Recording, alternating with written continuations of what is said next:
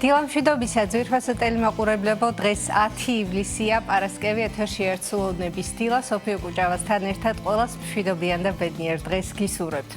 ალბათ გაინტერესებთ თუ რა თემებზე შევაჩერებთ თქვენს ყურადღებას, ამასო და მოგვიანებით მოგახსენებთ, ახლა ვნახოთ საეკლესიო კალენდარი და ერთად შევიტყოთ თუ რომელ წმინდანებს იხსენიებს დღეს წმინდა მართლმადიდებელი სამოციქულო ეკლესია.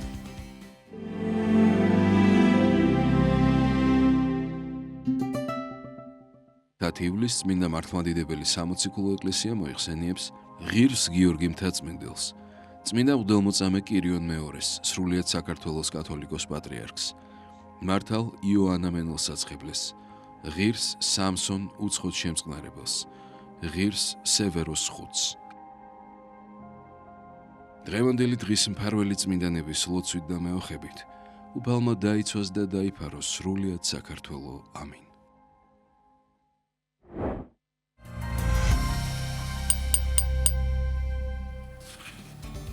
გილოცავთ დღევანდელი წმინდანების ხსენების დღეს და შეგეწიოთ და გფარავდეთ დღევანდელი წმინდანების ძალა და მადლი. რაც შეეხება ჩვენს გადაცემას, პირველი სტუმარია წყნეთი ახალდაბის წმინდა გიორგის სახელობის ტაძრის წინამძღვარი დეკანოზი ლევან ფიროსმანაშვილი. მოძღვართან ერთად ვისაუბრებთ საკვირაო სახარების განმარტების შესახებ, ასევე მოგეხსენებათ კვირას მართლმადიდებელი ეკლესია აღნიშნავს თავთა მოციქულთა პეტრესა და პავლეს ხსენების დღეს და რა თქმა უნდა ამაზეც ვისაუბრებთ. გადაცემის მეორე ნაწილი ეძღვნება დღეს მოხსენიებულ წმინდანთა ხსენების დღეს. საქართველოს მართლმადიდებელი ეკლესია დღეს მოიხსენიებს წმინდა გიორგი მთაწმინდელს და ასევე საქართველოს კათოლიკოს პატრიარქ კირიონ მეორეს. თემაზე სასაუბროდ კი შემოგვერთდება თბილისის სასულიერო აკადემიისა და სემინარიის პედაგოგი რევაზ მუჯირიშვილი. ახალგაზრდობის ეროვნულ სასახლეში კინემატოგრაფიის ეროვნული ცენტრის მიერ გამოცემული ორი ახალი წიგნის წარდგინება გაიმართა საღამოს ჩვენი გადამღები ჯგუფი ესწრებოდა და გამოცემაზე უფრო მეც ნინო გელაშვილის სიუჟეტიდან შევიტყობთ, რომელსაც გადაცემის სოლობისას ერთად ვნახავთ. გადაცემის დასკვნის ნაწილში კი შემოგვერთდება ნარჩენების მართვის ბიზნეს ასოციაციის აღმასრულებელი დირექტორი ბატონი ვანო მთვრალაშვილი და სტუმართან ერთად ვისაუბრებთ ნარჩენების მართვის შესახებ, ასევე ეკოაკადემიისა და ეკოკლუბების შესახებ, რომელზე მდგრადი მომავლის შექმნაში თუ რა როლი აქვთ მათ. დარჩით ჩვენთან ერთად, ახლა კი ვნახოთ ერთად ამინდის პროგნოზი, შევიტყოთ როგორი ამინდია მოსალოდნელი დღეს თბილისსა და მთელ საქართველოში და შემდგომ უკვე დაგებრუნდებით მოძღვართან ერთად.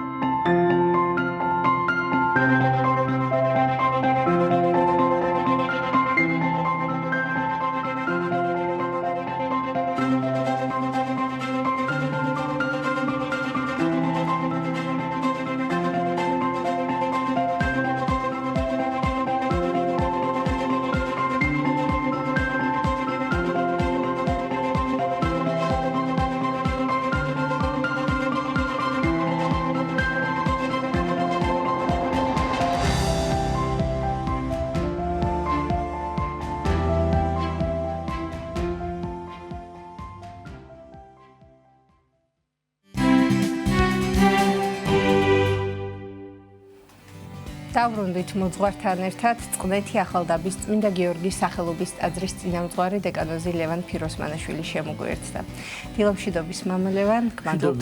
მოგწონთ, მადლით ხალისით გაგატარებინოთ. ძალიან დიდი მადლობა. მამა ლევან, ჩვენ მაყურებელი ყოველ პარასკევს მოლოდინშია იმისა თუ რომ სახარების რომელი თავი წაიკითხება კვირას წირვაზე, რას მოისმენს მისული მრევლი, რომ ვუთხრათ მაყურებელს თუ რა იქნება წაკითხული და შემდგომ უკვე განმარტოთ შინაარსობრივად. ყველა ხედრისას შევნიშნავთ, რომ სახარებები შემთხვევითი თან რიგით ან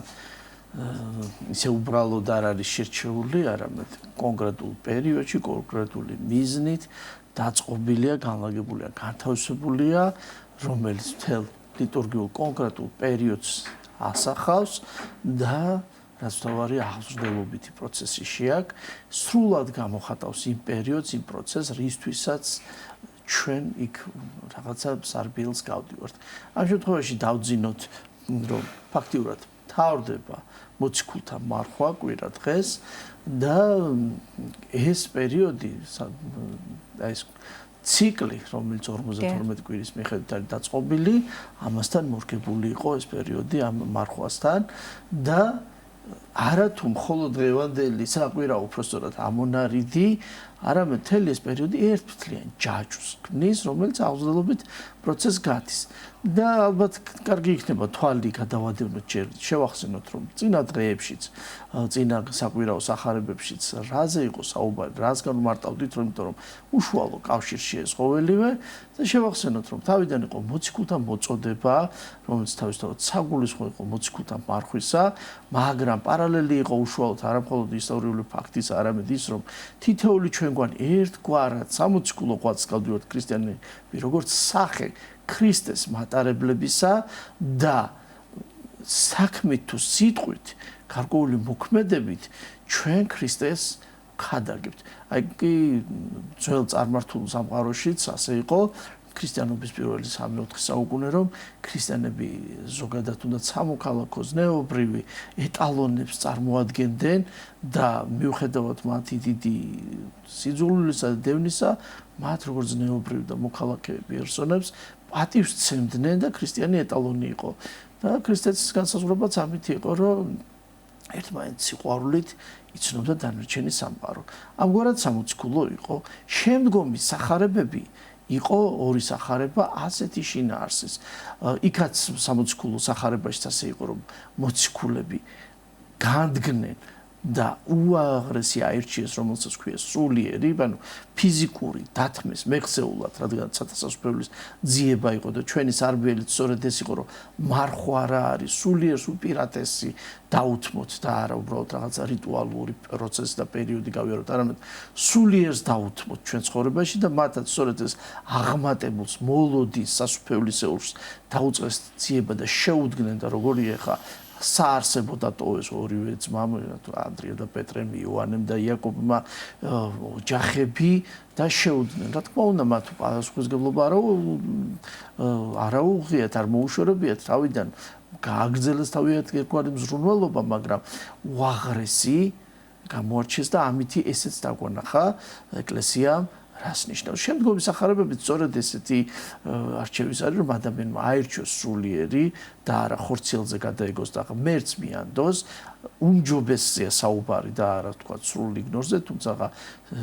ქრისტიანობის ეკლესიაში არაერთი წმინდანი იყო, რომელიც პირდაპირ გაგებითაც ამას აღასრულებდა, მაგრამ ეკლესია ამას არ მოითხოვს ყურადღებას, რომ მარადისობას მიუძღვნათ, არ ჩავიკარგოთ ყოველდღიურობაში და წინა სახარებაშიც ასეთი საინტერესო რამ იყო. ღმერთის მიახლება კაცობრიობასთან, როდესაც ეშმაკეულის განკურნება მოხდა, იქ ჩვენ შეპირისპირება გავხსენოთ, ხო? აი ნახეთ ღადარინელები, როდესაც ნახავენ, რომ ეშმაკეულისგან განთავისუფლებენ და ამ დროს ისინი სპეკულირებდნენ ღორის ხორცის მიუხედავად იმისა, რომ თავად არ ჭამდნენ, სპეკულირებდნენ და ერთგვარად თამაშობდნენ საღვთო ცნებებთან, ანუ ადამიანი, რომელიც ორმაგი სტანდარტით ცხოვრობს, ისევ იმ ცნებათა გაგრძელება არის, რომ შეუძლებელი ორმაგი სტანდარტით თამაში და ადამიანი თან ვითომ ღვთის ცნებას ასრულებდა და ამავე დროს თავის ამ ქვეყნიურ ინტერესებში იყო, არაწმინდა ინტერესებში იყო და ზოგჯერ ჩვენც ვართ და რაც ერთ-ერთ სახარებაში, საკვირაო სახარებაში იყო, რომ ვერ ხელეწიფება კაცს ორ უფალთა მონება, მამონისა და ღვთისა, ზუსტად ეს შემთხვევა იყო, რომელშიც რატომაც ღორები შეეშმაკი შეუშვა, რომ მამხილა მათი მდგომარეობა რომ გამოფხიზლებულიყო და ჩვენთვის რა არის საგულისხმო რომ ღადარინელები რომ გაუშვებენ რა პროცესი ხდება ღვთის მოახლება ჩვენში. ერთი პატარა გადახვევა გავაკეთოთ სანამ მივახლოდებით ამონარიდი მაინც არ არის დიდი, როდესაც სამარიტელ არაწესიერ ყოფით ქცევით ადამიანთან მიდის სამარიტელ ქალთან მაცხოვარი მას ირწმუნებს იქ პირდაპირ მიიღებს. შემდგომ სამარიტელები მოდიან და როდესაც ქალს ეუბნებიან რომ არა შენი სიტყვით გვწამს, არამედ ვიხილეთ, ანუ არა ის ქალი უგულებელს, არამედ ჩვენც ვიჯერეთ და ჩვენც მივიღეთ და საინტერესო რამ ხდება, სამარიტელები რომლებიც წარმართნი იყვნენ უბრალოდ მოსეს შურის აღსრულებელი, ისინი სთხოვენ ქრისტეს მათთან დარჩეს. ხოლო აქ ღადარინელი პირიქით ის ვისაც მოევალდება და ქრისტეს განაგდებენ ჩვენთვის აგულისხმო რა არის რომ მარხვის პერიოდში რომ შესაძლოა ჩვენმა წუთისეულმა მიჯაჭვულობამ და მით უმეტეს არაწმინდისადმი ჩვენ ცხოვრებაში ღმერთი განგვაგდებინოს და სწორედ ეს იყო საგულისხმო მარხვის არბილში რომ ადამიანი არ აღმოჩნდეს ღვთის გამგდებელი და დაასკვნითად შემოდის ესეთი სახარება, წავიკითხოთ, რომლის შინაარსიც საინტერესო რამის გამომხატველია, მათეს სახარებიდან შევიდა იესო ნავში და წიახდა და მოვიდა თვისად ქალაქად, მაშინ მოართვეს მას განრღვეული ცხედარსაზე და მდებარე და იხილა იესოს არწმუნება ემართი და რქვა განრღვულსა მას, ნუგეშინი შვილო, მიგეტევნე შენ ცოდვანი შენი და ახესერამ წიგნობართა განთა ვიეთმე თქვენს გულთაშინა მათთა ვითარმედეს ეხგმობს იცოდა იესოს რახვანი მათ და რქვა მათ რა ისა თქვენ ბოროცა ზრახავთ გულთაშინა თქვენთა რა იუადვილას არ სიტყვათ მიგეტევნე შენ ცოდვანი შენი ანუ სიტყვათ აღდეგ დავიდოდე ხოლო რათა უწოდეთ რამე თუ ხელმწიფება აქვს ძესა კაცსა ქვეყანაზე და მოტევება ცოდოთა მაშინ რქვა განრღვულსა მას აღდეგ აღიღეთ ცხედარი შენ და წარვით სახით შენ და იგი მეხსეულად აღდგა წარვით და სახით თვისად და იხილა რა იგი ერმანმან დაუკვირდა და ადიდებდეს ღმერთსა რომელმა მოსცა ესე ვითარ ხელმწიფება კაცთან გარბარტოთ და მე მიზეზობრიობაც ამ სახარებისაც დაურთოთ ნუ კაპერნაუმში ბრუნდება ღადარინელთა შემდგომ ეს ისტორია არა უბრალოდ ისტორიას ვაგრძელებთ არამედ შინაარსობრივია ჩვენ საუბრობითად და კაპერნაუმი მაცხოვრის აქტიური საცხოვრებელი იყო იმ პერიოდში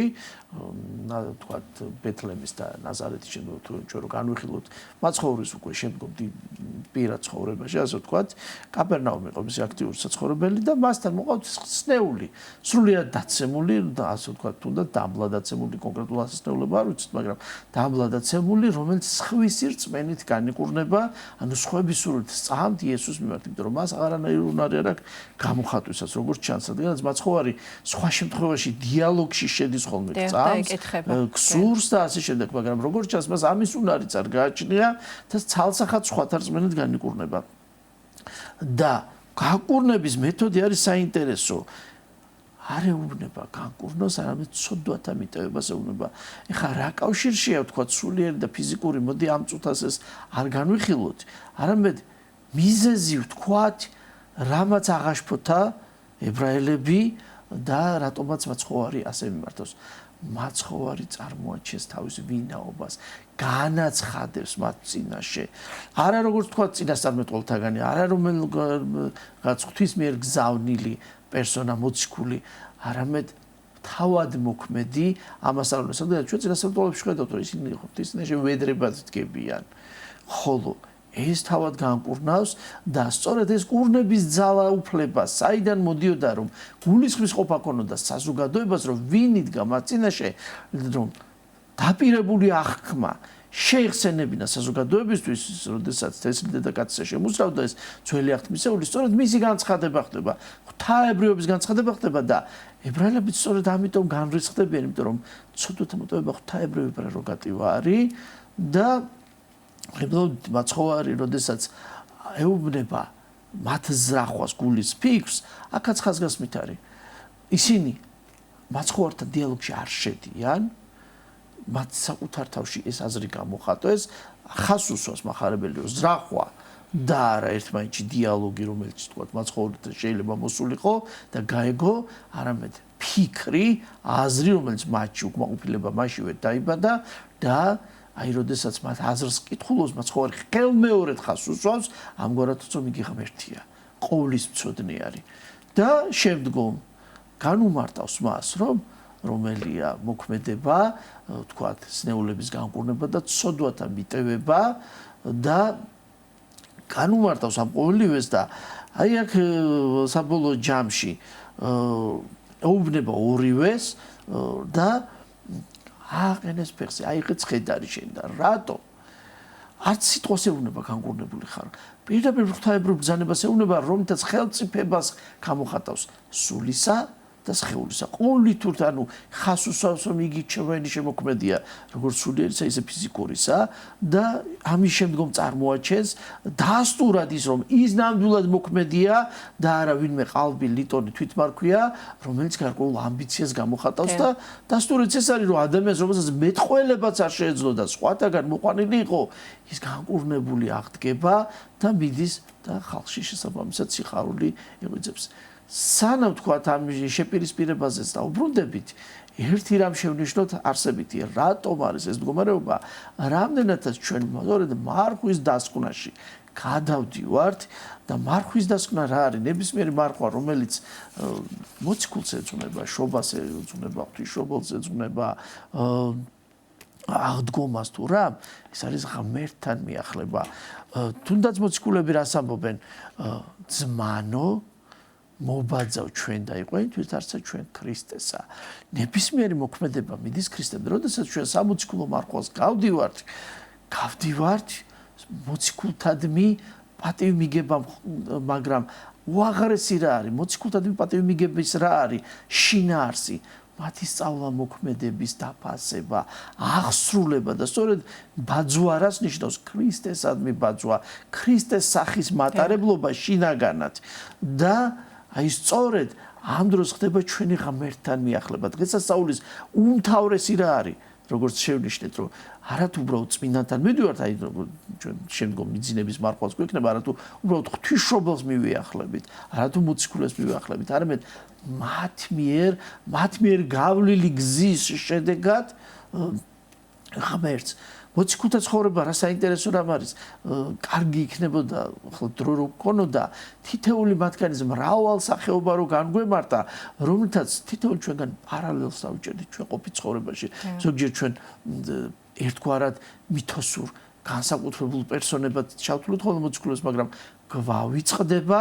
მათი შინაგანი ფერისცვალების გზა, როგორიც ცვალებადი იყო, აღმავალ დაღმავლობით განსაზღვრული. თუნდაც პეტრე მოციქული, რომელიც შემდგომ სამზის უარყოფილობიდან მობრუნებული იყო, როგორ ხდება ერთგვარად მაინც შინაგანად ღვთის წინააღმდეგობი, როდესაც სულთმოფენობის შემდგომ წარმართებთან გადაგებას ავალებს და ამ დროს მასში შინაგანი შებორძკება და კვლავ საგანგებო უწყება საჭირო რომ გამოფხიზლდეს და მივიდეს და დასტური ქონდეს, რადგანაც მას არ სურს არაებრაელებთან მისვლა და ქადაგება საფრთხო სიტყვის მიწოდება მიუხედავად იმისა, რომ მათ როგორ გვაუწყებს ის, რომ ისინი ამაღლების წინ ამგვარი კურთხევით იყვნენ დარიგებულნი, ხო? მათში ცვლილება იყო, თუნდაც პავლე მოციქულის შეწყნარების დროს როგორი იჭვნეულობა იყო, თუნდაც გარკვეული ცილობანი მანამდეც იყო, აღდგომამდეც და აღდგომის შემდგომათაც ერთგვარად ხვდებით. ანუ რა, რომ ისინი სულიერ ფერისცვალებას განიცდიან, ნაბიჯნაბით, თან ცვალებადობით, აღმავლობით და ჩვენ თითოეულ მათგანისა თუ ერთად აღებულთაც შეგვიძლია პარალელი გავავლოთ, ალბათ კარგი იქნებოდა ერთხელ საკუთრივ მოციქულებზე გვესაუბრა და თითოეული მათგანის გზა დაგვეხასიათებინა და წარმოგვეჩინა, რომ დაგვენახა ერთი მნიშვნელოვანი მარცვალი. რატომ აჩვენებს სახარება მოციქულების კნინობით მხარეს და თქვა მათ წარსულს თვალს არ მიაფარებს და აღმატებულ მოღვაწეობით სახეს ცალსახად ამ მხარეს რატომ არ აჩვენებს? იქიდან გამომდინარე, რომ თავად ნებისმიერ მოციქულს, როდესაც ქრისტე გამოარჩევს სხვადასხვა მდგომარეობიდან, რომელთაც ისინი სოციალური თუ ემოციური, სულიერი სახით ჩვენ პარალელი გარკვეული ხატი სახე ავიღოთ თითოეულ ჩვენგანში, რომლითაც თუნდაც იუდა, რომელსაც ჰქონდა შესაძლებლობა მეწვრილმანე ჯიბგირი, მათემებაჟე, იქ ეროვნულ გამათავისუფლებელ გარკვეული ეროვნული ამბიციებით შეპყრობილი ადამიანი, თქვათ იქ მეთევზე, მათი კილომეტრყოლება, ნუ ყველა ქცევა, მანერები, რომელთაც ძალიან სხვა გვარი იყო და შესამჩნევი საზოგადოებაში, აი ამ დროს მათი ფერისცვალება ღმერთთან ურთიერთობაში იმდენად შესაძლებელია, რომ თავად ღმერთსა და ადამიანს შორის მათი მოციქულად დადგინება შესაძლებელი და ეს იმედს გვაძლევს ჩვენც აღვიძრათ სურვილით მოღვაწეობისა, რომ ჩვენშიც შესაძლებელია ესეთიგად თანდათან ცხოვრების დაფასება არ გამოიხატება მხოლოდ იმით, რომ გვეცოდინება მათი ცხოვრება, ხომ და წაკითხული გვექნება როგორც ისტორიის ერთი ნაწილი, ასე ვთქვათ, ხომ, არამედ დაფასება მაშინ იქნება, როდესაც მათი ცხოვრების მაგალითს განმოვიტანთ შესაბამისად, თუ როგორ შეუდგნენ მოციქულთა დაღვრილი სისხლი, მოციქულთა დაღვრილი ოფლი, მოციქულთა დაზღვილი შრომა, რას ემსახურებოდა, სწორედ ამის გათავისებაა და სწორედ როდესაც ღმერთი განცხადდება აი ამ სახარებით ჩვენთვის მარხვის ბოლოს, ჩვენ მივახლებით ვისთან გვაქვს საქმე, ადრესატი,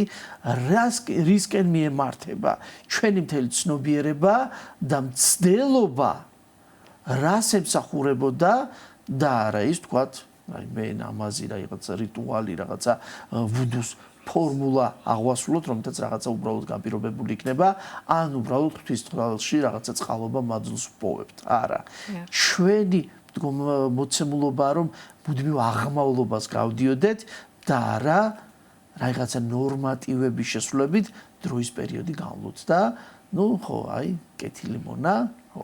რა კარგია წესიერად არის თავის ჩოშაში ჩარჩოებში დისონანსი არ შემოგ. ღმერთს ეს არ ჭირდება. ღმერთს ჭირდება ჩვენი სულიერი შინაგანი აღმავლობა და ყველა მოქმედება სწორედ სულიერ ცნებათა აღსრულებით დამარხვით ხდება ასპარეზით, რომელთა თითოეულ ჩვენგანი დამაშვალნეც ხდებით, მოწამენიც ხდებით, საკუთარი თავის წინაშე, საკუთარ შინაგან განწყობათა წინაშე მებრძოლით, რომელთაც თუნდაც ჩვენი ამბიცია შემდგომ შეიძლება ამ ბრძოლის ველზე ბევრჯერ დავეცეთ, მაგრამ თავარი არის რომ წამოდგეთ და გავაგრძელოთ გზა და ფარხმალი არ დავყაროთ. შინაგანი ჭიდილი ადამიანს ხო გააჩნია რომ თქვათ, ჩემი ღირსება შეილახა, ჩემი სახელი შეილახა, ჩემი განწყობა ხალხში როგორ გამოჩნდება. აი სწორედ როდესაც ამ პროცესში გადალახავ საღვთო სიტყვების გამო, ეს ჩვენი მოწამეობა, ეს ჩვენი მოღვაწეობა, ეს ჩვენი სწორედ სიკვდილია ქრისტეს წინაშე, სწორედ ოფლიზა სისხლის დაღვრა, რომლითაც მივდივართ ქრისტემდე. ყველაზე დიდი მაგალითი თავად მაცხოვრის გზა, ხო? ერთ რამეს მინდა შევეხო ახლა. და ისიც აღნიშნოთ უფრო დეტალურად მამლევან, რომ კვირას აღნიშნავთ პეტრე-პავლობას და სრულდება. და ამას სრულდება და შესაბამისად ეს სახარება გარდა წმინდათა სახარებისა, რომელიც თქვათ მეორე ამონარიდი არის უკვე მოციქულთად მიძღვნილი, სწორედ ეს ამიტომ არის შერჩეული და მარხვის დასასრულს ღმერთთან შეხვედრის, ყოველთვის ღმერთთან შეხვედრის მომენტია ასახული. ერთი რამასაც მინდა პატარა მცირე თემიდან გადავუხვიოთ, ეს გიორგი თაწმიდელის ხსენება არის. დიახ, ამაზე ვისაუბრებთ მომდევნო. როდესაც სახარებას ვკითხულობთ ხოლმე, სულ მუდამ კითხვა უჩნდება საზოგადოებას, ვინც ჩახედული არ არის, რა არის ასეთი კონსერვატიზმი ეკლესიისა, რომ მხოლოდ ცალსახად ძველ უკვე 10 საუკუნეზე მეტი 10 საუკუნე გავლილი სახარების ტექსტს ვკითხულობთ. სახარების ქართულად რედაქტირება საქართველოს ეკლესიას არაერთგზის უცდია და ჩინებული თარგმანი ქონდა, როდესაც ბერძნულიდან იოანეს თხოვნით ექვთიმემ თარგმნა, მაგრამ ცირედი, მაგრამ კვლავ სრულყოფისათვის გიორგი მთაწმიდელი შეუდგება. გიორგი მთაწმიდელის შემდგომ არაერთი მცდელობა იყო თარგმანებისა, თუ თან საფრთხიზმეტყველო ერთგვარი ფილოსოფიური ენით გამდიდრებისა, ეფრემ ციმბერი რამაც თარგმნა შეიტანა, მრავალგზისად იყო და მათ შორის მე-20 საუკუნის დასკვნით ნაწილშიც თანამედროვე ქართულზე არაერთი რედაქტირება, მაგრამ ენა, რომლითაც პირველ რიგში შენარჩუნდა მაცხოვრის ქადაგებითი სწავლება, სიღრმისეულობა, ამავ დროს ბერძნულ და არამეულ ენასთან ერთგულება, სიახლოვე და აზრის მოტანა, თან ზედმიწევნითობა, თან შინაარსობრიობა, ეს ერთგვარი სინდესი, რომელიც გიორგი მთაწმიდელმა შეიმუშავა, ეს ამაზე უმჯობესი ვერ გააკეთა და ამავ დროს ერთი რამის დავძინოთ. ლათინურისგან, ბერძნულისგან, სომხურისგან, სირიულისგან, კოპტურისგან, სლავურისგან სხვაობით ქართული ენა მკვდარი ენა არ არის. ჩვენს ცხოვრებაში მხოლოდ შეიძლება ერთი რამ შევნიშნოთ, რომ გრამატიკული წარმოება წინადადების სიტყვისა ერთგვარი მხოლოდ სხვაობა გვხვდება, მაგრამ მეორე პრობლემა ჩვენიდან მომდინარეა, რადგანაც ჩვენ თვითონ ბარბარიზმებით გაძევებული გვაქვს კუთრი სიტყვათა ქონა და უკვე საკუთარი სიტყვები გვაქვს გაუცხოებული და მნიშვნელობა რომელი ენით ჩანაცვლდება ბარბარიზმია. ზოგჯერ ბარბარიზმი ერთია. სწორედ ის შემოსული სიტყვა სისავსისას ვეღარ წარმოაჩენს იმ აზრის სისავსეს და შეიძლება სავსებითაც შეცვალოს. აი, როდესაც ჩვენთან მაშინ ჭირდა სახარება და სტოკჰოლმის რედაქცია ახალი აქტთა ფსალმუნების საზოგადოების ნაცნობია შემოვიდა და როგორ დავეწაფეთ, შემდგომ წარმოჩინდა, აი სწორედ ამ ცდელობით თანამედროვე ენაზე, როდესაც მიუხედავად რაღაცა ცდელობა იყო, მაინც ერთგვარი გაუთვალისწინებლობა იყო ენის სისავსისა და სიღრმისა და უამრავ ხარვეს შეიცავს. დღეს მაგალითად იმ სახარებას მე როდესაც გადავავლებ ხოლმე, სრულიად სხვა რამ წერია იმ მოცემულობის და სინამდვილისგან განსხვავებით, რაც დედანში იყო დაწერილი და რაც რისთვისაც იღვაწა გიორგი მთაწმინდელმა, რომ კიდევ უფრო მაღალ საფეხურზე ეყვანა და ჩვენ ორი რამ გვართებს. უბრალოდ საკუთარი ქართული ენა ვისწავლოთ, სიღრმისეულად გავიღრმავოთ და მეტყველებასაც და აზროვნებასაც ეს ამდიდრებს და მე სრულიად გასაგები ხდება და ასევე საკუთარი ენის პატივისცემა და სიყვარული გამოვა. გიორგი მთაწმინდელის შესახებ რა თქმა უნდა გადაცემები არ იყოფა თავისთავად, თუმცა ამ საკითხზე მე ჩვენ მომდევნო სტუმართან ერთად უფრო ცლად ვისაუბრებთ. მამა ლევან და რამდენიმე წუთი გვაქვს სულ დარჩენილი დაახლოებით 3 წუთი და პეტროპავლობის შესახებაც მინდოდა რომ მე თქვა ვინაიდან კვირას აღნიშნავთ და ამით ვასრულებთ მარხვას. ზოგადად ამ მარხვას მოციქულთა მარხვა ეწოდება და მთავრდება საკუთრივ ორი მოციქული გამოირჩა იქიდან გამომდინარე, რატომ თავნი მოციქულნი ყველანი თანაბარნი იყვნენ და ჩვენ შეგვიძლია ვთქვათ რაღაც ასპექტით იოანე მახარებელიც კი უაღრესად წარმოაჩინოთ. ორი მოციქული წარმოჩინდება არა თქვათ რაიმე მოქმედების დადგინების გამო თქვათ როგორც სპეკულირებენ ლათინი პეტრე მოციქულზე რომ თითქოს იგი აღმატებული იყო დანარჩენზე არა ან პავლე მოციქული მისი მისიონერული ღვაწლის გამო არამედ ერთი უმთავრესი მათი ღვაწლი თეულ მათგანის მეტად მნიშვნელოვანი იყო და პეტრე პავლე მოციქულის რა თქმა უნდა ძალიან უაღრესი იყო მაგრამ უმთავრესი რომი წარმოადგენდა იმპერიის დედაქალაქს და თავად რომში სარწმუნოების ასე რიგად საჯაროდ დამტკიცება ეს იყო უაღრესი რეზონანსი მთელ იმპერიაში იმიტომ რომ თქვათ რაც არ უნდა თქვათ რეგიონალური ყოფილი უაღრესად ტეტრარქიის პერიოდი იყო თქვათ ანტიოქია იქ ალექსანდრია ნებისმიერი რამ რეგიონი იყო და იქიდან გაჟღერებული ამბავი იმდენად რეზონანსული არ იქნებოდა რამდენადაც რომში და დამტკიცება უშუალოდ შიგ-გულში სადაც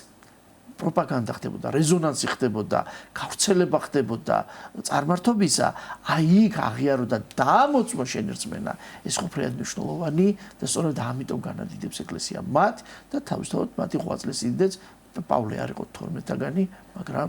გაუტოლდა და აღემატა დანარჩენებს. ძალიან დიდი მადლობა მამა ლევან მობრძანებისთვის, როგორც ყოველთვის საინტერესო განხილვისთვის, საუბრისთვის. თქვენ კი შეგახსენებთ სტუდიის სტუმარი გახდათ წყნეთი ახალდაბის წმინდა გიორგის სახელობის ტაძრის წინამძღვარი დეკანოზი ლევან ფიროსმანაშვილი. 9 საათიც მოახლოვდა, მოდით ახლა ერთად აღვავლინოთ უფლისადებელი ლოცვა და შემდგომ დაგებრუნდებით გადაცემის სხვა სტუმრებთან ერთად, ასევე საინტერესო თემებით.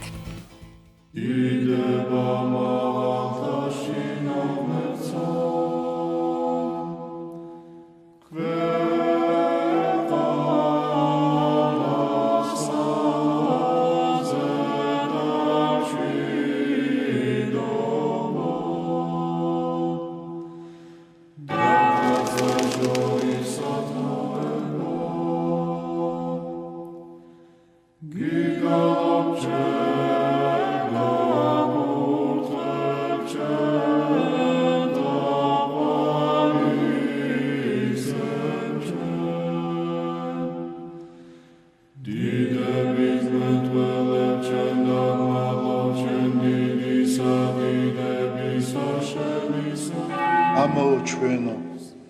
რომელი ხარ ცათაშინა წმინდა იყავნ სახელი შენი მოვედინ სუფევა შენი იყავ ნება შენი ვით არცა ცათაშინა ეგრეცა ქვეყანასა ზედა პური ჩვენი არსობისა მომეც ჩვენ დღეს და მომიტევენ ჩვენ თანანადებნი ჩვენი ვით არცა ჩვენ მიუტევებთ თანამდებთა მათ ჩვენთა და ნუ შემიყვანებ ჩვენ განსაცდელსა არამედ მიხსნენ ჩვენ ბოროტისაგან რამე თუ შენი არს სუფევა ძალი და დიდება მამისა დაძისა და წმინდისა სულისა აცდა მარადის და უკუნითი უკუნისამდე ამინ მიწყალე მე ღმერთო დიდითა წყალობითა შენითა და მრავლითა მოწყალებითა შენითა ახოცე უჯულოება ჩემი უფროს განბანე მე უჯულოებისა ჩემისაგან და ცოდვათა ჩემთაგან გამწმინდე მე რამე თუ უჯულოება ჩემი მე უწყი და ცოდვაი ჩემი წინაშე ჩემსა არს მარადის შენ მხოლოსა შეგწოდე და ბოროტი შენ წინაშე ვყავ რათა განმართლე სიტყვათაგან შენთა და ზლოს ჯასა შენსა რამე თუ ესე რა უჯულოებათა შინა მიუდგა და ცოდვათა შინა მშამე დედამან ჩემა რამე თუ ესე რა ჭეშმარიტება შეიყვარე უჩინონი და დაფარონი სიბნისა შენისანი გამომიცხადენ მე მას ხორო მე უსუბითა და განწმინდე მე განბანო მე და უფროს თოვლისაგან სპედაკნე მას მინო მე გალობაი და სიხარული და იხარებდნენ ძვალნი დამდაბლებულნი გარე მიაქციე პირი შენი ცოდვათა ჩემთაგან და ყოველი უჯულოებაი ჩემნი ახოცე გული წმინდა დაბადე ჩემთანა ღმერთო და სული წრფელი განმიახლე გვამსა ჩემსა ნუ განმაგდებ მე პირისა შენისაგან და სულსა წმინდასა შენსა ნუ მიმიღებ ჩემგან მომეც მე სიხარული მაცხოვარებისა შენისა და სულითა მთავრობისათა დამამტკიცე მე ვასწავლე უჯულოთა გზანი შენი და უღმრთონი შენ და მოიქცენ მიხსენ მე სიცხთაგან ღმერთო ცხოვრებისა ჩემისაო იხარებდეს ენა ჩემი სიმართლესა შენსა უფალო ბაგენი ჩემნი აღახვენ და პირი ჩემი უთხრობდეს ქებულებასა შენსა რამე თუ უკეთუმცა გენება მსხვერპლი შემცა მეწირა არამედ საკვერთხი არ აგთნდეს მსხვერპლი ღმრთისა არს სული შემოსრული გული შემოსრული და დამდაბლებული ღმერთმან არა შეურაცხყოს კეთილი უყვა უფალო ნებითა შენითა სიონსა და აღეშენენ ზღუდენი იერუსალიმისანი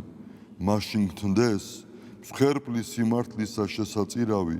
და ყოვლად დასაწველი მაშინ შესწირნენ საკურთხეველსა შენსა ზედა ზვარაკნი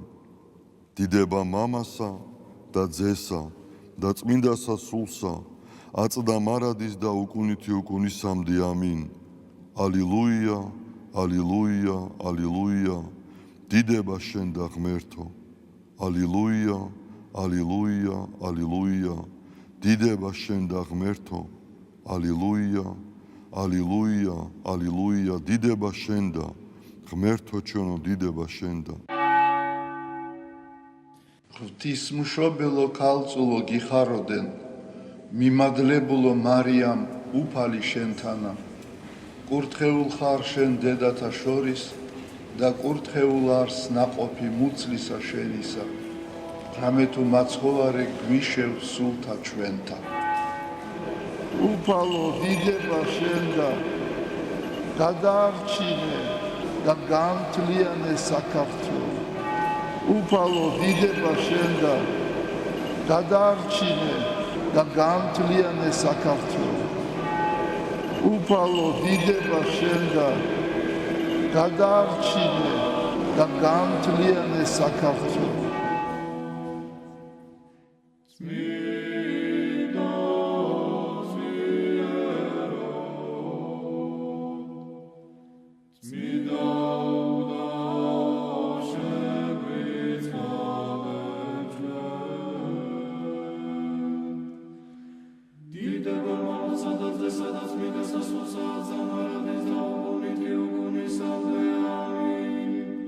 Smiloda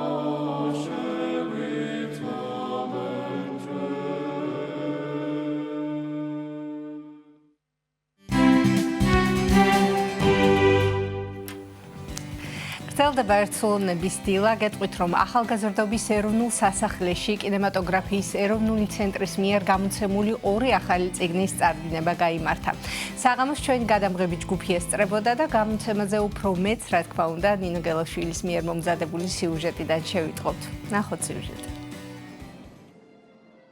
ქართული კინოს განვითარების სხვადასხვა ეტაპი, ფილმების შექმნის ისტორია და ქართველი კინემატოგრაფისტების შემოქმედებითი საქმიანობა. სწორედ ამ თემებს ეძღვნება საქართველოს კინემატოგრაფიის ეროვნული ცენტრის მიერ გამოცემული 2 ახალი წიგნი: ქართული კინო 1940-1960 წლები და ქართული კინო 1960-70-იანი წლები, რომელთა წარდგინებასაც ეროვნულმა სასახლემ უმასპინძლა. წიგნების სერია ქართული კინო, რომელსაც ეროვნული კინოცენტრი რამდენიმე წელია უკვე გამოსცემს, უნიკალური გამოცემებისგან შედგება. იმდენად, რამდენადაც ამ წიგნებში კონკრეტული დეკადის ქართული კინო და არა მხოლოდ კინო, მათ შორის ისტორიული, ეპოქალური კონტექსტები არის თავმოყრილი,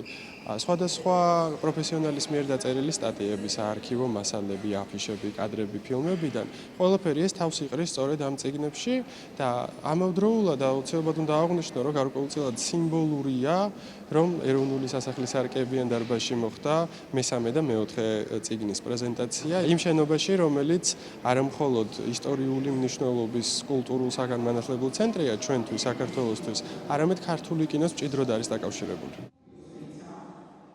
ახალი გამოცემები იმ სერიის ნაწილია, რომელიც ეროვნული ცენტრის ინიციატივით 2020 წლიდან გამოიცემა და ქართული კინოს ისტორიის 10 წლეულების მიხედვით შესწავლას ისახავს მიზნად. წიგნები აერთიანებს უნიკალურ ფოტომასალას, საარქივო დოკუმენტებსა და სხვადასხვა ავტორის სტატიებს. გამოცემებში თავმოყრილია ომისა და ომის შემდგომი პერიოდის მხატვრული, დოკუმენტური და ანიმაციური ფილმების შექმნის ისტორიები და იმდროინდელი კინოინდუსტრიის მნიშვნელოვანი მოვლენები. წიგნების მთავარი რედაქტორები არიან მანანა ლეკპორაშვილი და ქეთევან ტრაპაიძე. საქართველოს კინემატოგრაფს ძალიან დიდი ისტორია ჰქონდა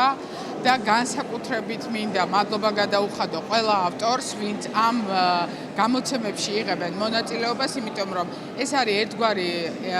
ენციკლოპედია და უფრო დიდი, იმიტომ რომ მოიცავს ყველა საარქივო ნამუშევარს და ყველა სამეცნიერო ნამუშევარს ქართული კინოს შესახებ და ძალიან კარგი ფორმაა იმისთვის, რომ ერთად მოიკრიბოს ყველაფერმა ქართული კინოს შესახებ ერთ ადგილას იყოს ეს კონცენტრირებული. რამდენადაც მე ვიცი, 40-60 წლის ქართული კინემატოგრაფის შესახებ, იმიტომ გაკეთდა ერთი წიგნი, რომ იმ პერიოდში, როგორც იცით, ომი იყო და ამ მსოფლიო გამოწვევის დროს კინო შედარებით ნაკლებად იყო წარმოებული და სწორედ ამიტომ ქართული კინოს შესახებ 40 და 60-იანი წლების კინოზე გაკეთდა ეს გამოცემა. მნიშვნელოვანია ის, რომ სხვა ყველა პერიოდში, იქ სადაც უხვი იყო ქართული კინოს, ესე რომ ვთქვათ, მოსავალი, დეკადების მიხედვით გამოდის. უნიკალური გამოცემაა, ჩემი აზრით, უღრმესი მადლობა საქართველოს კულტურის სამინისტროს, საქართველოს ეროვნულ კინოცენტრს. ნამდვილად, იმიტომ რომ მთელი ეს პერიოდი 60-70-იან წლებს გულისხმობ, არა უბრალოდ ქართული კინოს მონაკვეთი, არამედ მისი ფენომენის, როგორც მას უწოდეს მაშინ დასავლეთ ევროპაში, მისი ფენომენის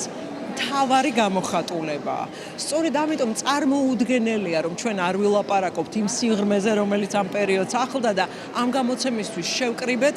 ყველაზე მნიშვნელოვანი ავტორები, ყველაზე საინტერესო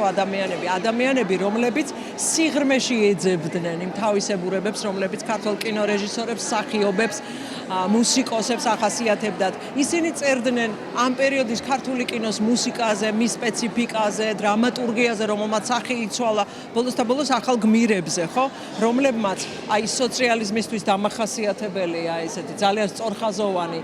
გმირებიდან გადაინაცვლეს ტანჯული, მოფიქრალი, დრამატული ტიპების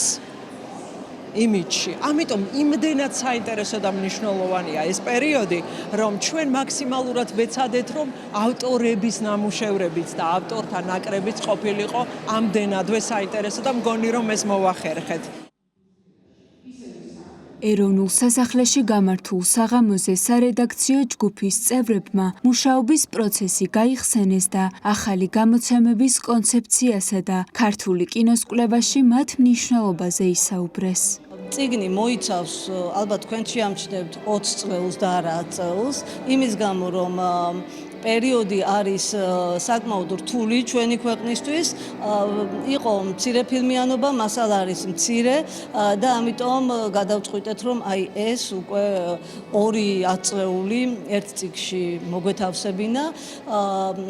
და ეს წიგნი ვფიქრობ, რომ ძალიან მნიშვნელოვანი იყო ჩვენთვისაც და იმედია იქნება საზოგადოებისთვისაც, იმიტომ რომ პერიოდი არის საკმაოდ ნაკლებ ცნობილი, ნაკლებ პოპულარული, ასე ვიტყოდი. მასალები საკმაოდ ძნელი მოსაპოვებელი იყო და რა ვიცი, გუნდმა იმუშავა ძალიან ერთგულად, ძალიან ბეჯითად, ძალიან მონდომებით. აღსანიშნავია, რომ 10 წლეულების მიხედვით შექმნილი გამოცემების სერიის ფარგლებში სარედაქციო ჯგუფი უკვე მეხუთე წიგნზე მუშაობს, რომლის გამოცემასა და წარდგენასაც ფართო აუდიტორიისთვის უახლოეს პერიოდში გეგმავს.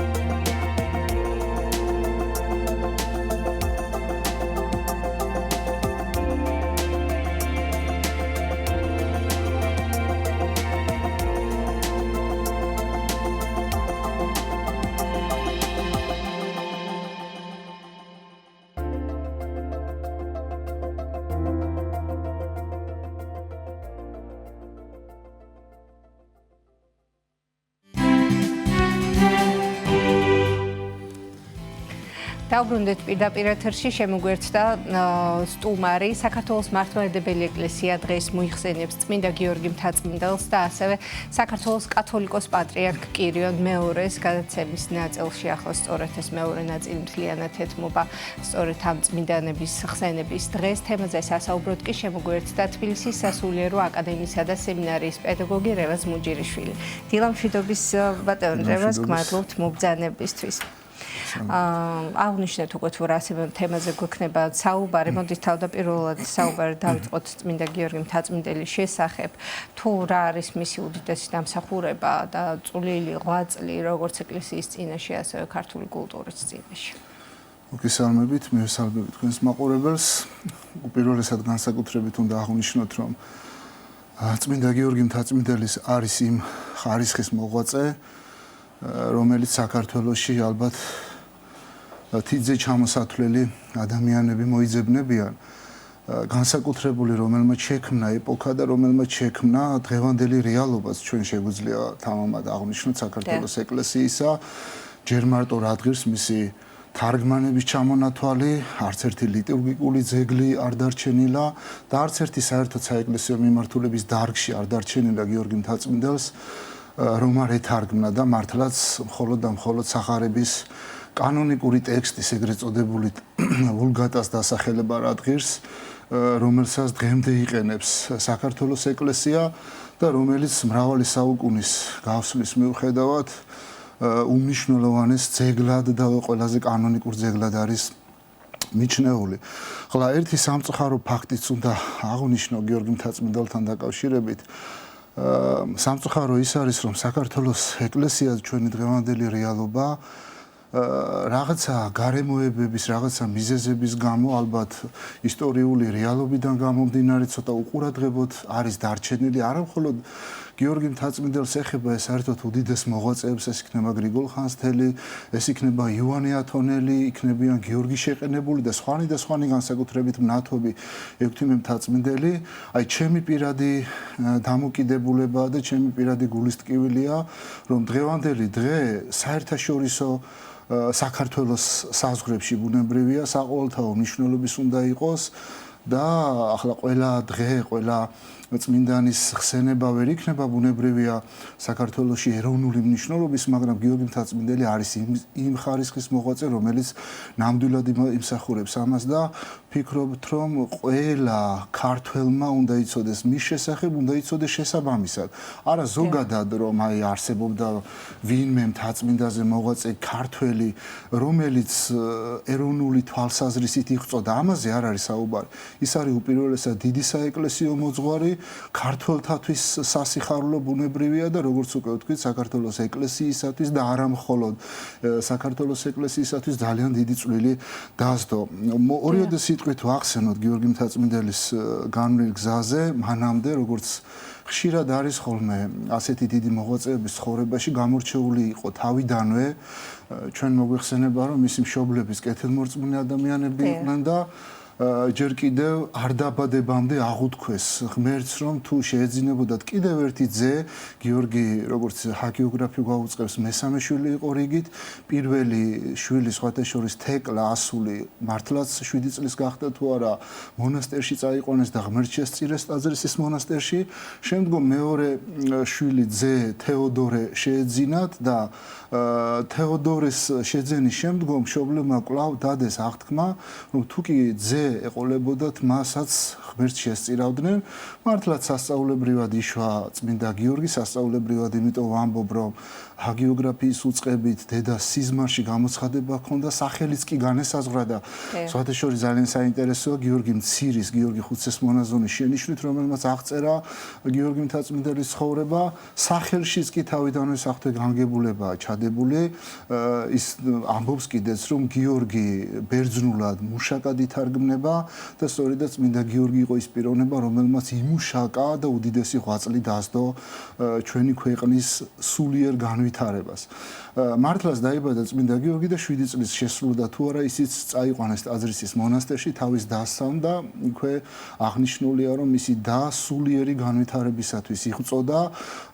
დაახლოებით 3 წელი დაჰყო მან ტაძრისის მონასტერში და სიყრმიდგანვე გამორჩეული იყო ის წმინდა წერილის სწავლით და კეთილმოღვაწეობით და შემდგომ ხახულის მონასტერში თავის ბიძებთან, მამის ძმებთან მიდის უდიდესი მოღვაწეები, სხვათა შორის გიორგი მწერალი და საბა, ასეთი პიროვნებები, რომლებიც უკვე ხრცოვანი იყვნენ იმ პერიოდში და თავიანთი ძმისშვილის, ძმისწულის აღზრდა თავს იდვეს, მათ ყრმა შეავედრეს დიდ მოღვაწე მონასტრის წინამძღოლს მაკარის, ასეთი მონაზონი იყო და შემდგომ უკვე იყო ასეთი ილარიონ თუალელი, რომელიც მოძღვარი გახდა გიორგი მთაწმინდელისა. ასე იწყება მისი განსაკუთრებული ცხოვრება, როდესაც გიორგი მთაწმინდელი ძალიან მოკლედ ვიტყვი, ახლა 25 წლის გახდა და ის ბერად აღიკვეცა, მან გადაწყვიტა, რომ საბოლოოდ დაეტოვებინა საქართველო და უცხოეთში წასულიყო. მისი მიზანდასახულობა იყო მხოლოდ და მხოლოდ ერთადერთი, რომ საქართველო ბიზანტიის იმპერიაში ცნობილი გაეხადა და ბიზანტიური კულტურა საქართველოს ეკლესიაში შემოეტანა. ეს ძალიან მნიშვნელოვანი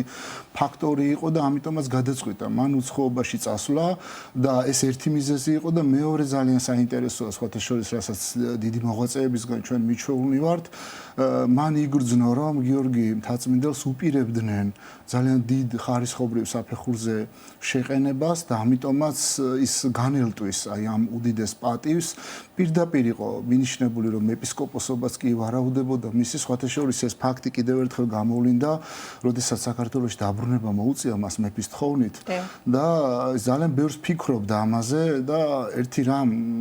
ფაქტობრივად ჩეთანხმების მსგავსი დაიდო მეფესა და გიორგი მთაწმინდელს შორის და მეფემ აღუთქვა, რომ მისი ნების წინააღმდეგ არაფერს არ შესთავაზებდა. მაშინაც იგრძნო გიორგი მთაწმინდელმა, რომ ჩავიდოდა თუ არა, რა თქმა უნდა, მისი ეპისკოპოსობა თითქოს გარდაუვალი იყო. პატივი ელოდა, ასე ვთქვათ, მაგრამ აქაც გიორგი მთაწმინდელი განაშორა. სხვათა შორის მართლაც დეკანოზობის, ანუ მამასახლისობის პატივით აღესრულა გიორგი მთაწმინდელი და ამის იქით ფაქტობრივად მისი სამღვდელო ხარისხი ისიც ძალიან საინტერესოა. სხვათა შორის ასეთი პიროვნება გიორგი შეყენებული ყველასთვის ცნობილი, როდესაც ჩვენ გიორგი მთაწმინდელზე ვსაუბრობთ, მისი მოძღვარი უკვე შავ მთაზე, როდესაც მიდის სირიაში და დაემოწაფება პარეხში მყოფ გიორგი შეყენებელს, ასევე ქართველ, ნათესავით ქართველს და დიდი პატივითა და სიწმინდით განთქმულ ადამიანს, შეუძლებელია ეს პიროვნება არ ვახსენოთ ერთი მარტივი მიზეზის გამო. ფაქტობრივად, მე არ ვიქნები ახლა ორიგინალური, რასაც ვიტყვი, ფაქტობრივად გიორგი შეყენებული აღმოჩნდა მაიძულებელი იმისა, რომ გიორგი მთაწმიდელისგან მიგვიღო ჩვენ ისეთი პიროვნება, როგორიც რეალურად შეიქმნა. ისტორია ძალიან მარტივად წარმოჩენილი, როდესაც დაინახა, განჭვრიტა გიორგი შეყენებულმა მისი უდიდესი ღვაწლი და უდიდესი შესაძლებლობა და პირდაპირ გეგმა და ჰქონდა მას, რომ დიდი ექვთიმეს გზა უნდა გაეგრძელებინა და გაგზავნა ის ათონის მთაზე და გავიდა 7 წელი ძალიან საინტერესოა და გიორგი არაფერს არ აკეთებდა. გიორგი მთაწმინდელი პირიქით რაღაცა პერიოდი დაახლოებით 3 წლის მანძილზე მონასტერში ის უბირ და უწიგნურ ადამიანად კი მიაჩნდა, თუ იმდენად არაფერს შეარიღებდა მონაწილეობას და პირიქით სხვათა მსახურებისთვის ილტოდა და როდესაც ეს გიორგი შეყენებულმა გაიგო, გამოგზავნა საგანგებოდ ბერი, ვინმე იოანე პატივცემული ბერი და აყუედრაო გეუბნება გიორგი მცირე მისი დაუმორჩილებლობის გამო. ანუ პირდაპირ ხონდა მას დავალებული რათონის თაზე უნდა წასულიყო და როდესაც ჩამოდის იოანე ბერი, ნახა რომ ჯერ კიდევ მღვდლობის პატივს არ შესდგომოდა და წიგნთა თარგმანება არ ქონდა დაწყებული და წერილი გამოატანა გიორგი შეყენებულმა, სადაც მოსთხოვა მოძღვრისადმი მორჩილება და ფაქტობრივად გეუბნება ჰაგიოგრაფი, რომ გიორგი მთაწმინდელი იძულებული გახდა, რათა დაუმორჩილებლობად არ ჩასთვლოდა და დაეწყო ეს ღვაწლი, მიუხედავად იმისა, რომ მას არ უნდოდა, მღვდლობის პატივი მიიღო და შეუდგა აი ამ წიგნების თარგმანებას უამრავი. წარმოუდგენელი ერთი გადაცემა კი არა, ალბათ ძალიან ბევრი გადაცემა არ იყოფა. ზოგადად გიორგი მთაწმინდელის ღვაწლს კი არა, მარტო მისი თარგმანების ჩამონათვალსაც კი იმდენად მართლაც განსაკუთრებული და გიორგისეული რედაქცია ეგრეთ წოდებული, ხო, რომელსაც ძალიან დიდი მნიშვნელობა აქვს სასულიერო ლიტერატურის განსაკუთრებით, ეს როგორც თარგმნელობითი თვალსაზრისითაც პირადად მაგ შეხება და თამამად შემიძლია ამაზე ვისაუბრო, რომ როგორც მაღალი ხარისხის მთარგმნელი, ფაქტობრივად გიორგი მთაწმინდელი არის ერთ-ერთი პირველი მეცნიერი ამ სიტყვის კლასიკური გაგებით, არა უბრალოდ როგორც თარგმნელი, არამედ კლასიკური გაგებით და უდიდესი შესაძლებლობების მქონე და უდიდესი მოღვაწე, იმდენად რომ ბიზანტიის კარზეც მან განსაკუთრებული პატივი მოიპოვა და ჩვენ გვახსოვს, ახლა ამაზე აღარ შევიჩერდებით გასაგებიზების გამო, ჩვენ გვახსოვს ერთ-ერთი უკანასკნელი ვიზიტი იმპერატორთან და ფაქტობრივად ჭკუასაც კი დაეკითხნენ მას და ძალიან მნიშვნელოვანი საკითხების გადაწყვეტაშიც კი არათუ მონაწილეობა მიაღებინეს, არამედ პირდაპირ მისი ნათქვამი გახდა საფუძველიც კი ამ საკითხის გადაჭრას. ეს ძალიან მნიშვნელოვანი ღვაწლი გიორგი მთაწმინდელის. და ავტოკეფალიის შესახებაც უნდა ვთქვათ, ხო, იგივე პატრიარქის პატრიარქთან შეხვედრა და ძალიან მნიშვნელოვანი კამათი და დავაც წარმოიშვა, ასე ვთქვათ, საკითხთან დაკავშირებით. ეს ფაქტი იყო, სხვათა შორის სამოციქულო ეკლესია, საქართველოს ეკლესია. ეს ის პერიოდია, როდესაც გიორგი მთაწმინდელი რაღაც მიზეზის გამო ისევ და ისევ განრიდებოდა ათონის მამასახლისობას და ისევ შავთაზე ბრუნდება თავის მოძღვართან და აი ამ დროს მან გაიგო, რომ კონკრეტულად სვიმეონ წმინდას მონასტერში ცდილობდნენ, რომ შეეზღუდათ ქართველები, ორი ბერი იყო დასახელებული, რომლებიც ახლად არჩეულ ანტიოქიის პატრიარქთან თეოდოსი იყო, თითქოს და ამხელდნენ, რომ ქართველებს არანაირი უფლება არ აქვს, არც ავტოკეფალიაზეც კი საუბარია და არანაირი 60 კილო წარმომავლობა არ აქვთო და ეს ძალიან ცნობილი ფაქტია, სხვათა შორის გიორგი მთაწმინდელმა თეოდოსი პატრიარქთან როგორ დაამტკიცა, რომ საქართველოს არის 60 კილო წარმომავლობის, ასევე ცნობილი ფაქტია, რომ მან მოატანინა ანდრიას მიმოსვლა და ამით დაამოწმა, რომ საქართველოსში ქადაგებდა მოციქული და საქართველოს სრულუფლებიანი წარმომადგენელია უდიდესი საეკლესიო ერთობისა და მას აქვს უფლება, რომ მიიჩნეოდეს ავტოკეფალიად. კიდევ უამრავი საკითხი იყო კონკრეტულად ანტიოქიაშიც, ძალიან ესეთი შურით აღძრუნნი იყვნენ ქართველების მისამართი და ფაქტობრივად გიორგი მთაწმინდელი და ერთი რამ უნდა აღინიშნოს, ეს სხვა დროს არაერთგზის თქმულა, რომ გიორგი მთაწმინდელმა კადნიერებას კი გამოავლინა თეოდოსი პატრიარქთან და არათუ ავტოკეფალიის არსებობის შესახებ, არამედ პირიქით საკითხი ისე დასვა, რა თქმა უნდა, ეს ნახევრად, ისტორიული რეალობა იყო, თუმცა ამისკენ არ იყო ორიენტირებული, უბრალოდ საზღვათაშორისო წარმოადგინა გიორგი მთაწმინდელმა, რომ უმჯობესია, რადგანაც ანდრია პირველწოდებულის სამოციქულო საყდარზე იდგა საქართველოს ეკლესია, ხოლო ანტიოქიისა პეტრეს საყდარზე და მან ფაქტობრივად უჩვენა, რომ უმჯობესია წოდებული მწოდებელს დაემორჩილოს, ეს მაყურებლის მაყურებლისათვის გასახსენებლად იგულისხმება აქ, რომ ანდრია პირველწოდებულია სწორედაც პირველ ხმობილი და შემდგომ ანდრიას მიერ იქნა პეტრე მოციქული მაცხოვართან მიყვანილი და სწორედ ამას გულისხმობდა გიორგი მთაწმინდელი ამ წოდებულსა და წოდებულში. ასევე ძალიან მნიშვნელოვანია, რა თქმა უნდა, ივერთა მონასტრის წინამძღვრობის პერიოდი და უფრო დაწვრილებით, რა თქმა უნდა, ხელმისაწვდომი არის ნებისმიერი ინფორმაცია გიორგი მთაწმინდელის შესახებ და დაინტერესებულ პირებს შეუძლიათ თავადაც გაეცნონ, არაერთი გადაცემაც მიეძღვნა ჩვენი გადაცემისა და ჩვენი ტელევიზიის მეშვეობით. მოდით ახლა ვისაუბროთ საქართველოს კათოლიკოს პატრიარქ კირიონ მეორის შესახებ, რომლის ხსენებაც არის დღეს და ავტოკეფალიაზე ვსაუბრობდით და არ შეიძლება არ ვახსენოთ მისი ღვაწლი და მისი მონაწილეობა ამ საკითხში. ვიდრე კათოლიკოს წინაშე. გმადლობთ. ვიდრე კათოლიკოს კირიონ შევეხებ, ერთი მცირედი ნიუანსი მინდა განმარტო მაყურებლისათვის, იმიტომ რომ მე არ მეგულებ ადამიანი ალბათ, ვისაც გიორგი მთაწმინდელის ცხოვრება არ ქონდეს წაკითხული და შეიძლება ერთი შეუსაბამობა დარჩეს მას, რომ იქ მისი გარდაცვალების თარიღად არის მიჩნეული აწ უკვე თანამედროვე კალენდრული შედარებით არის 12 ივლისი და რატომ არის ხსენება მისი დღევანდელ დღეს 10 ივლისს. ეს არის საეკლესიო პრაქტიკა, ასეთი სხვათა შორის კირიონ კათოლიკოსთან დაკავშირებითაც გავსი რაღაცაა და ამასიც ვიტყვით ალბათ სავარაუდოდ. ეს არის მსგავსი ლიტურგიკული საეკლესიო პრაქტიკა, გამომდინარე იქიდან, რომ 12 ივლისი არის უდიდესი დღესასწაული მოციქულთა თავთა, ამიტომაც საეკლესიო პრაქტიკიდან გამომდინარე არ შეიძლება ამ ასეთი დიდი მოღვაწეების ხსენება, იმიტომ რომ ან ერთი უნდა დაეტევოს და ან მეორე განსხვავებული ხარისხის მსახურება და თუკი შეიძლებოდა თუკი იქნებოდა 12, როდესაც გარდაიცვალა რეალურად 12 ივლისს დატოვებული, მაშინ ვერასდროს ვერ მოხდებოდა გიორგი მთაწმინდელის მსახურება და ამიტომ საეკლესიო პრაქტიკის გათვალისწინებით ეკლესიამ სწორედაც გადმოიტანა დღევანდელ დღეს, რათა საკადრისი პატივი მიიღოს. ბატონო, დაახლოებით 3 წუთი გვაქვს დარჩენილი ჩვენ შეხვედრის დასასრულამდე და უფრო შეიძლება საგვარად ამ მოკლე დროში შევძლოთ, რომ საქართველოს კათოლიკოს პატრიარქის შესახებ ვისაუბროთ. დიახ, მოგახსენებთ, ის არის პირველი კათოლიკოსი უკვე ავტოკეფალიური ეკლესიის პერიოდის ამ დამოუკიდებელი, როდესაც გახდა ჯერ საქართველოს და ამ ქართულ რეალობაში პირველი პატრიარქია, მიუხედავად აქაც მისი მრავალგზისი წინააღმდეგობისა, როგორც პირადი გამოცდილებიდან გამომდინარე, ისევე იმპერიიდანაც და ჩვენ მოგვეხსენება, რომ ძალიან დიდი შური იყო მისადმი გამოვლენილი და მეტიც, როდესაც 1905 წელს რუსეთში მიმდინარეობდა ავტოკეფალიის მომთხოვნთა დელეგაცია იყო ჩასული და კირიონი ფაქტობრივად ერთ-ერთი მოთავე იყო და მან მოხსენებებიც კი წარადგინა და ფაქტობრივად ასახა იქ და დაამტკიცა თუ რატო იყო საქართველოს ეკლესია ღირსი იმისა, რომ ავტოკეფალიური ყოფილიყო და გახსოვს ჩვენ ეს ისტორია, რუსეთის მთავრობამ გადაწყვიტა, რომ სხვადასხვა ხერხების მეშვეობით კირიონი ჩამოეცილებინა საქართველოს ჯერ საქართველოს ეკლესიას და შემდგომ უკვე ზოგადად ზოგადად საქართველოს ამის მიუხედავად ის არ გატყდა და ვიცით ჩვენ რომ 1917 წელს როდესაც საბოლოოდ მოხდა საქართველოს ავტოკეფალიის აღდგენა კირიონ კათალიკოსი ერთხმად იქნა გამორჩეული სრულიად საქართველოს კათოლიკოს პატრიარქად სხვათა შორის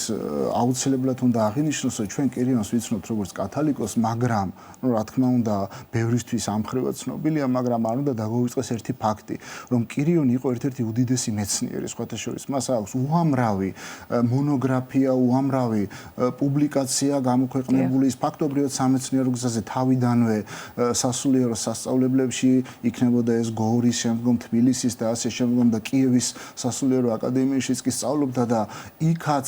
ძალიან ბევრის ისტორია გაგვახსენდება ამ დროს რომ მიუხედავად დიდი კარიერისა უკვე შესაძლებლობებისა მან დატოვა კიევი და ჩამოვიდა საქართველოში რათა საქართველოსთვის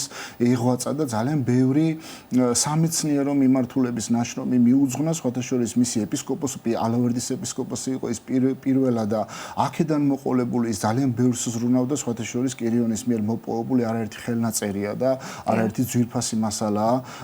დღეისათვის აღმოჩენილი და განსაკუთრებული ფაქტობრივად წეღანას თქვით რომ 1917 წელს როდესაც საქართველოს საბოლოოდ გამოცხადა ავტოკეფალიურ ეკლესიად ეს არის კირიონ კათალიკოსის უდიდესი დამსახურება სხვადასხვა მოღვაწეებთან ერთად რა თქმა უნდა ეს იქნებოდა შემდგომი პატრიარქი ლეონიდო თუ სხვა და სამწუხარო ერთი დეტალია კირიონის გარდაცვალებაც კი როგორ ტრაგიკულად აღსრულდა დღემდე თითქოს რა გარემოებებში გარდაიცვალა ვიცით ჩვენ რომ ის მარტყოფის მონასტერში განმარტოებისთვის მიდიოდა რათა ის ფაქტობრივად კათალიკოსობის პარალელურად კიდევ აგრძელებდა მეცნიერულ მოღვაწეობას და მიდიოდა ის წავიდა ის მარტყოფის მონასტერში და გაურკვეველ ვითარებაში თუმცა ახლა სურათი როგორადაც არის წარმოჩენილი ვფიქრობთ ძნელი გამოსარკვევი არ არის იქ რაც შეიძლებოდა მომხდარიყო ყოველ შემთხვევაში დღემდე ასე ჟღერს რომ გაურკვეველ ვითარებაში როდესაც ვიცით ჩვენ რომ ჩაკეტილ კარში და ტრადიცია იყო ეს არის დაფიქსირებული ასეთი ისტორია რომ დილის 5 საათზე უკვე იღვიძებდა და როდესაც გახდა 5 საათი 6 საათი 7 და ფაქტობრივად არ გამოდიოდა კირიონი შეაღეს კარი შევიდნენ და აი სისხლის გუბესთან ერთად იხილეს კირიონიო იარაღთან ერთად ხელში თითქოს ახლა ეს ბუნებრივია გავრცელებული იყო რომ თითქოს თვითკვლელობას ჰქონდა ადგილი მაგრამ ეს არის წარმოუდგენელი ბევრი მიზეზის გათვალისწინებით არის წარმოუდგენელი არნაირი საფუძველი მას ამისი არ ქონია რომ თავი დავანებოთ ქრისტიანულ მიმდინარეობას რომ ქრისტიანობისთვის ეს ფაქტი და მითემოთ ეს კათალიკოსისთვის ყოლა წარმოუდგენელია მაგრამ ისტორიულ კონტექსტშიც კი არანაირი ამის წინაპირობა არ არსებობდა ბუნებრივია ეს მოწყობილი იყო წინასწარ დაგეგმილი და ასე გამოაცხადეს კირიონი სამწუხარო რეალობა მაგრამ საქართველოს საქართველოს ასე მოეპყრო უდიდეს ჩვენ შეხვედრის დასასრულს რომ ვთქვათ 2-20 სიტყვით მთავარი გზავნილი რა არის თანამედროვე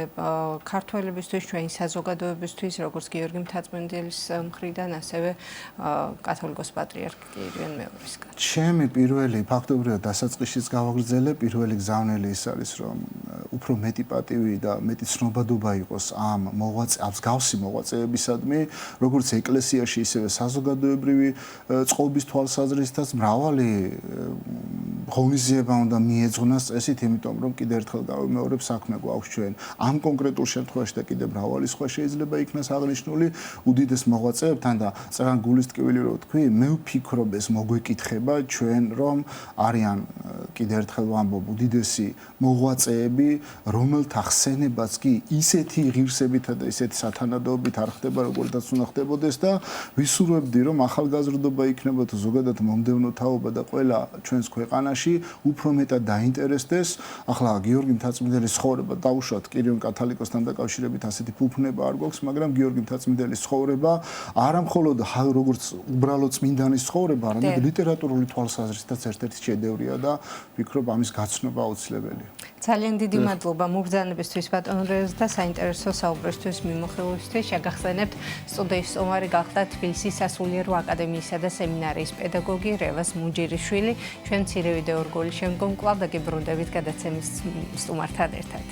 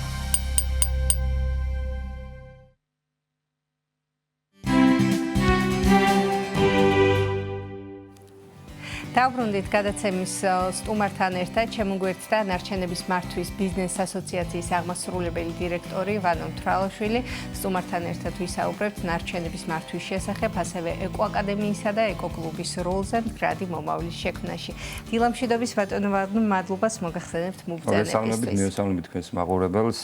მადლობა მოწვევისთვის. რა სიახლეები გვაქვს ნარჩენებთან მიმართებაში, რა ნაბიჯები გადაიდგა, იმიტომ რომ ჩვენ გადაცემის მეშვეობით არაერთხელ გვისაუბრია ამ საკითხზე. გარკვეული ინფორმაცია აქვს უკვე მიწოდებული საზოგადოებას თქვენი სტუმრობის მეშვეობით და რა თქმა უნდა სიახლეებიც გვაინტერესებს თუ როგორ ვითარდება ეს პროცესი. ერთი არის რომ დაგეგმო, დაიწყო და შემდგომ უკვე განვითარების საფეხურები მეტად მნიშვნელოვანი არის, რა თქმა უნდა. მინდა გითხრათ რომ თქვენ აბსოლუტურად სწორად აღნიშნეთ, რა თქმა უნდა ერთი არის როდესაც რაღაცას გეგმავ, რაღაცას აწყობ და მინდა გითხრათ რომ გეგმები და ესე თქვა საომალო გეგმები მით უმეტეს ჩვენ საკმაოდ მნიშვნელოვანი გეგმები გაგვაჩნია, თუმცა მეორეა რომ აი ეს თვითონ შესრულების პროცესი რამდენად ფეხს უწყობს ამ გეგმებს. პირველ რიგში მინდა გითხრათ რა თქმა უნდა გასაკეთებელი ამ სფეროში ძალიან ბევრი არის, მათ შორის ჩვენ უკვე 4 წელია რაც ოპერირებთ, ესე თქვა და ჩვენი სტატუსის ასევე ჩვენ დაგვარი სტატუსის სამი ცალკე აღებული ორგანიზაცია, რომელიც საქართველოს მასშტაბით სპეციფიკური ნარჩენების შეგროვება, გადამუშავების პროცესშია ჩართული და აქვე მინდა გითხრათ, რომ ეს არის ბიზნესი, ცალკე აღებული ბიზნეს ინდუსტრია, რომელიც ჩაერთო უშუალოდ ამ მნიშვნელოვან პროცესში, ქვეყნისათვის მნიშვნელოვან პროცესში, იმიტომ რომ ესეთი სპეციფიკური ნარჩენები, როგორც იყო თქვა საბურავი, გამონაცვალიზეთი ელემენტი, ბატარეები, ელექტროხელსაწყოები, აკუმულატორები წლების განმავლობაში მისი შეგროვება, გადამუშავება სისტემურად არ ხორციელდებოდა. დღევანდელი მოცემულობა გვაქვს ჩვენ ისეთი, რომ არის შედგენილი სამოქმედო გეგმები, მათ შორის გეგმები, რომელიც სახელმწიფოს შესაბამის სტრუქტურებთან, გარემოს დაცვა სოფლის მეურნეობის სამინისტროსთან არის შეთანხმებული. მინდა გითხრათ, რომ ამ გეგმებში განსაზღვრული არის რა მასშტაბის, რა მოცულობის ნარჩენი უნდა შეგროვდეს ქვეყანაში და ეს გეგმებიც მინდა გითხრათ, რომ არის მზარდი არის იმის გათვალისწინებით, რა თქმა უნდა პროცესი ერთი მხრივ ის რომ შეგროვების პროცესი თავისთავად ეს მნიშვნელოვანია, მაგრამ გადამუშავებაც თავისთავად უნდა ამ ყველაფერს ხელს უწყობდეს და აქვე მინდა გითხრათ, რომ რა თქმა უნდა აი ეტაპობრივად, ყოველწლიურად რა თქმა უნდა ვითარდება, უმჯობესდება ჩვენი მუშაობის ეფექტი, მათ შორის ამოღების მოცულობები და რა თქმა უნდა მე მნიშვნელოვანი ნაწილი, რასაც უკვე ნარჩენების გადამუშავება ქვია, სპეციფიკური ნარჩენების გადამუშავება ქვია, აქაც რა თქმა უნდა მნიშვნელოვანი ძროები არის, იმიტომ რომ რეალურად დღეს ხო MGV ორგანიზაცია ჩვენ მათ შორის ნარჩენს, მნიშვნელოვან ნარჩენს, რასაც სპეციფიკური ნარჩენი ქვია, ჩვენ ამას ვაგროვებთ, მაგრამ მეორე მხრივ მისი გადამუშავების ნაწილში აი აქ ეტაპობრივად ჩვენ გქონდა გარკვეული სახის პრობლემები, თუმცა ეს ხარვეზები სწორდება, მინდა გითხრათ და მათ შორის ჩვენც აი ამ პროცესში გადამუშავებით ინდუსტრიის შექმნის პროცესში ვარ ძალიან აქტიურად ჩართული. ეს ჩართვა რეალურად გამოსახულია იმაში, რომ მათ შორის ჩვენ ვაკეთებთ და ჩვენ უყრით საფუძველს საწარმოს, ეს თქვა შექმნას, განვითარებას და მეორე მხრივ არის, როდესაც არსებობს არსებული რაღაც გარკვეული სახის საწარმოები, რომელთანაც ჩვენ ძალიან აქტიურად თანაშრომლობთ, ვცდილობთ რომ ისინი განვითარდნენ, ხელი შეუწყოთ მათ განვითარებას და თავისთავად მინდა გითხრათ, რომ პროცესი საკმაოდ მნიშვნელოვნად სწრაფი ტემპებით მიმდინარეობს და იმედი გვაქვს, რომ აი უახლოეს პერიოდში ხელშესახები იქნება ეს ყველაფერი,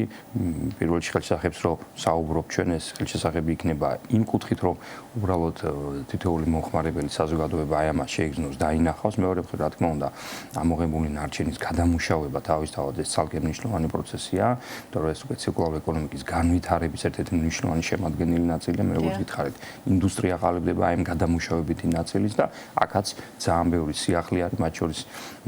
ჩვენი საშუალებით აჭარის რეგიონში, ბათუმში ვახორციელებთ საწარმოს ფორმირებას, განვითარებას, თბილისში რუსთავში იგეგმება მნიშვნელოვანი ინფრასტრუქტურის შექმნა, მათ შორის თბილისთან ახლოს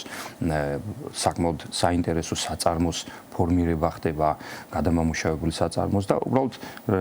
ჩვენ ვცდილობთ, რომ ფეხი აუწყოთ იმ მოვლენებს, იმ მოცემულობას, რომელიც ქვეყანაში არის და მათ შორის აი ამ მიმართულებითაც ძალიან ბევრი სიახლე არის და იქნება ალბათ მომავალში. ბატონო, თქვენ ძალიან ხშირად ხვდებით არა მხოლოდ ორგანიზაციებს, არამედ ახალგაზრდებში ცდილობთ რომ დაანერგოთ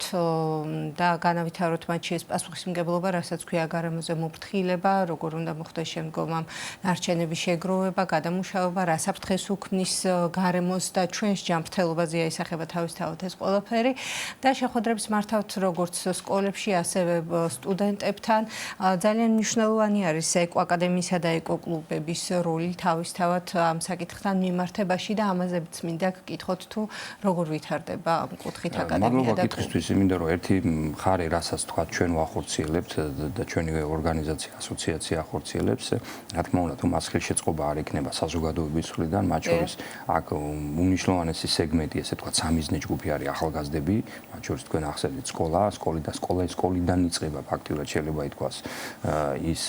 განათლება, ელემენტარული განათლება და განათლების შემდგომ უკვე ესე თქვა ჩამოყალიბება ადამიანში,